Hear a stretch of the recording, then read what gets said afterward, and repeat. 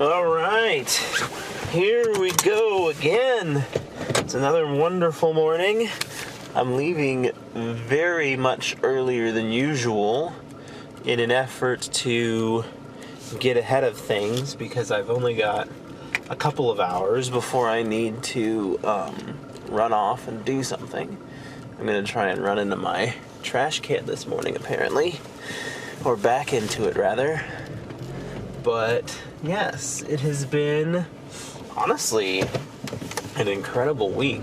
I have been able to really knock out and make some major progress at work. And I'm only here for 4 days this week, and I'm coming off the back of I'm coming off the back end of a vacation. And so I thought for sure, I was like, there's no way I'm going to be able to get this taken care of. And I was totally wrong. There is a way that I was going to get this taken care of. It's called being awesome. And I want to talk about kind of bragging on oneself, because modesty is important and it goes a long way. But when you do something that's worth pointing out, when you do something that's worth showing the world or telling the world, you shouldn't feel shy or embarrassed to tell the world about it. You should be able to just jump on that and be like, look what I did. And to be proud of something and to share that with the world is a very important thing to feel comfortable with doing. As I mentioned before, modesty is huge, which then inadvertently is saying that people who are overly cocky and braggadocious is obnoxious. And that's absolutely true. And it's where do you draw that fine line between obnoxious braggadocio and safe, confident kind of bragging on oneself and being proud of what you have accomplished. And for one, it's not overstating it. If you're proud of something and you want to share that you're proud of this thing you did, then be proud of it, share it, and move on. Don't dwell on it and make the whole world hear your fabrications any longer than they have to. But to the same end, don't just keep it to yourself either. If this is something that you did that you're super happy and proud of, then do it and own it and be super happy and proud of it. And that's what it comes down to. And what I believe, in my opinion, is an important thing to share. So at work, which I said I was going to talk about work, but this is I think a safe work topic. I am building these carts out at work, and realistically they are something that you probably need another person to help you build. But I've built so many of them in my day that I do them myself more often than not. And I've gotten down to the physical build time of this cart is less than an hour, and that's just me by myself. And then I'm able to get these carts up and fully functioning by in a 2-day turnaround time, which is also awesome. And it's worth noting that there's a lot of noise that is on my plate that I do not need to worry about. And that noise that is on my plate, or that is not on my plate, is what's giving me these awesome turnaround times. Because I am just cranking out these shelves and getting them over and done and over. And so it's an exciting thing to be able to accomplish, and better yet, it's something that I'm proud of.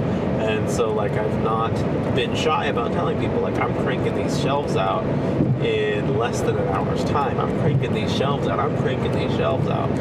And I want the world to know hey, I'm proud of this. And you should be proud of it too. Can you build a shelf in less than an hour? I doubt it. Can you get it up and functioning in all the facets in which it needs to function in less than an hour? I doubt it. And so that has been an awesome and exciting time for me, and being able to deal with that has been amazing. that's, like I said, what I just wanted to talk about this morning, and get people talking and thinking about their own comfort level about bragging on oneself, because it is okay to be proud of things. And that's what, I'm not a biblical person at all, but one of the 7 deadly sins is pride.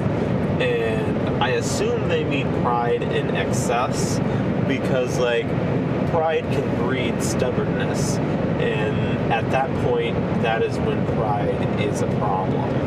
And to be able to rise above the stubbornness, to be able to rise above the pride is a big deal. But to the same end,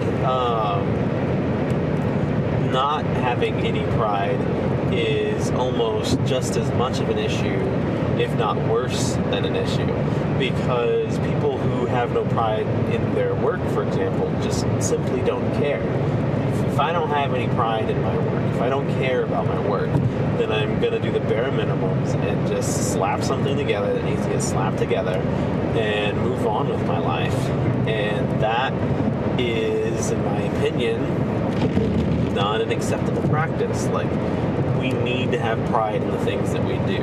And like, oftentimes I say, if you don't have pride in the things that you do, then you need to find something else to do that you can have pride in. Like, it doesn't make sense to me for you to just not have pride in the things that you do. And so from there, for me at least, it kind of rests in when you have accomplished those things that you're doing. Are you proud of what you've accomplished, and are you sharing that within reason to the world? And modesty, as I said before, is an important thing, and I consider myself to be a relatively modest individual. But I am also confident and proud of the things that I am doing and accomplishing.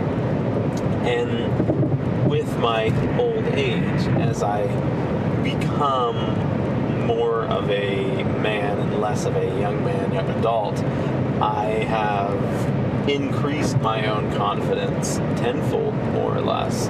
And that is largely due to the experiences that I've had. And like, I now feel more comfortable saying and doing things that I used to not feel comfortable saying or doing, because of the life experiences that I have garnered over time. And that is to say a lot of things, honestly, because I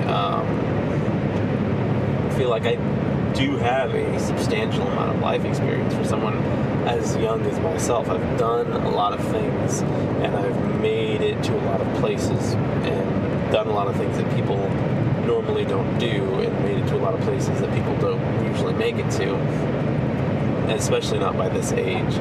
And so I think it is very important to note that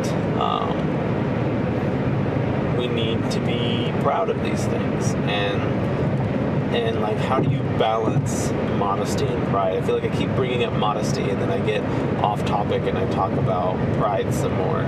But it's like, how do you be proud about what you do and share that pride without coming across as cocky or braggadocious? And I think a big part of it is just like knowing and controlling those limits, and not bragging on something in a way that shoves it in people's faces too. Like, the way in which you conduct yourself, the way in which you say things, has a lot to do with how people perceive it. And so if I walk up to somebody who's like, yeah, I was really able to build those carts in like an hour, and that kind of blew me away. I thought that was really good. I done knocked that out. Like, that goes over pretty good.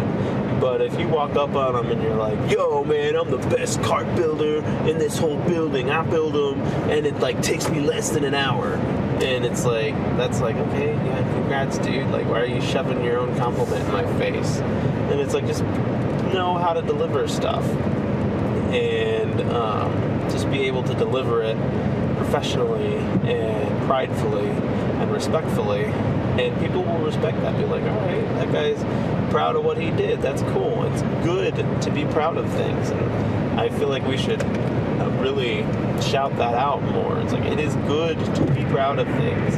Do not mistake pride and confidence for cockiness and overconfidence, because those two things are not mutually exclusive. Is that the term that I want to use? They are not. They're not something that go hand in hand all the time. But it is an important life skill. And a lot of these life skills that I talk about, and that I observe and that I understand, are not things that, like, okay, I've got that down, I don't need to work on it anymore. Like, everything, honestly, worth understanding in this life is something that needs to be worked on pretty much constantly. I have become very confident in myself, and, like, I have a very strong understanding of myself, which I feel like not a lot of people do. And that understanding is a constant battle. Like, I am constantly battling with my own understanding of myself and being like, okay, like, do I understand this properly? Do I understand that properly? Is this really what I want out of that? And vice versa. And just going down the list in that way. And I think that's an important thing to understand, is that, like, the understanding that you have of yourself is kind of where it all begins. If you understand yourself and what makes you tick, what you want out of this life, then you're miles ahead of the rest of the world. And it's unfortunate that the rest of the world does not have that clarity. But I really do feel like a lot of people do not take the time to sit down and understand themselves and truly get down to the root cause and be like, okay, why do I want this? Or do I even want this? Like, there are so many things that we are perceived to want just because society tells us that those are the things that we need to want. And for me, that's garbage. Like, I always say, when it comes to winning at the game of life, one must first define what winning is. For me, that is getting my time back. As much as I enjoy my job, and I don't by any means hate my job, I want my time back. I don't want a company to own 40 hours of my life every week. That's just not ideal to me. And so I am going to strive towards a future where that is not the reality. And that is the driving force behind why I do a lot of what I do. And it's kind of like doing it for the money. People will frown upon that. But, like, to pretend like money is no factor in my decision making is to lie to all of you out there.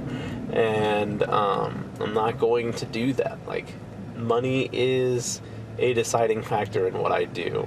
It's not the only deciding factor. I do choose to do what I do because I enjoy to do what I do, but I also choose to do what I do because I find that it could be something that is profitable later down the line.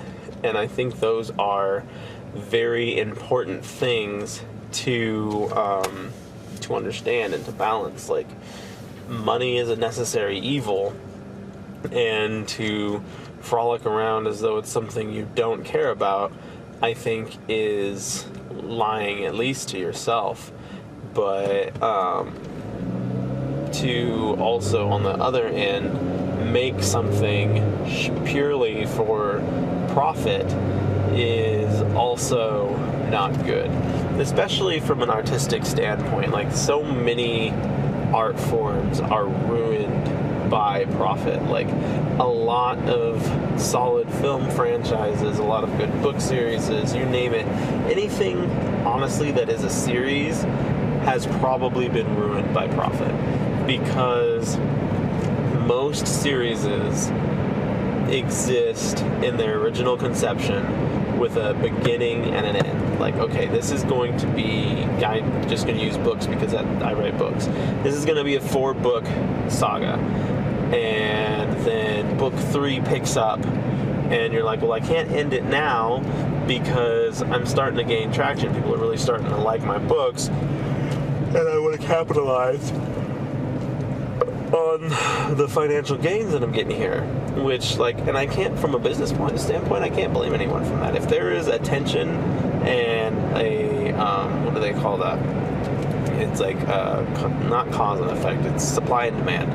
If there is a demand, then you should supply. Like, it's foolish not to. But to the same end, like, be aware that you're going to sully the creative message that your work has, because its original concept of a 4-book release, start to finish, is probably going to be a lot stronger than all these other books that you try to add to it as a quick cash grab.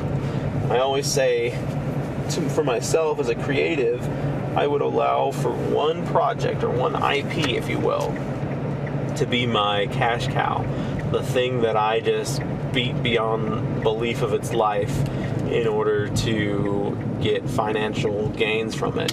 And every other project that I do outside of that will be a passion project, and I will do it to maintain my own creative vision for the project and to keep it going as long as it feels natural to do so. And so I think that's a good balance to have, because if you have that, then it's like, okay, these projects are the ones that are for me, and these projects are the ones that are for them. And hopefully I reach a point where both projects are for everybody, and I don't necessarily need to define which project is for which crowd of people. But before any of that happens, I need to acquire a crowd of people, and that is what I'm working on. And hopefully we can get there. And if we can't, we will at least try. And that has been kind of the summary of this conversation, starting out with one's humble beginnings and how to remain humble and all those things, and then moving on to whatever the heck else is going on and continuing on from there. It is an awesome time to exist, but it is not any less stressful, I guess, than other times are by comparison. It's like the stress of one thing leaves only to be replaced by the stress of another, and I think that's the reality that we live in. And yeah, so here we are. I thank you for stopping by and for listening, and I hope you guys got some good information out of this. I hope you stop by next time. Thanks for coming by.